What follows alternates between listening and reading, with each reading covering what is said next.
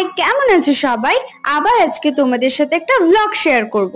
তো কালকে ছিল আমার নেইল এক্সটেনশনের একটা কাজ। তো সেই কাজে যাওয়ার উদ্দেশ্যেই আমি তাড়াতাড়ি করে ঘুম থেকে উঠে স্নান খাওয়া দাওয়া করে রেডি হয়ে নিচ্ছিলাম। যেহেতু সকালবেলায় বেরিয়েছিলাম তাই জন্য বেশি মেকআপ করিনি। চুড়িদারটা ঝটপট পরে নিয়ে একটুখানি সিসি ক্রিম লাগিয়ে নিচ্ছিলাম চোখের ওপর থেকে, কারণ চোখটার যা অবস্থা, রাত জেগে জেগে ডার্ক সার্কেলে ভরে গেছে। আর সত্যি কথা বলতে শরীর খারাপ হলে প্রচুর ডার্ক সার্কেল পড়ে। আর আমি না ক্যামেরার দিকে তাকিয়ে একদমই মেকআপ করতে পারি না, সেই জন্য আমার কোনো get ready with me shoot করাও হয় না।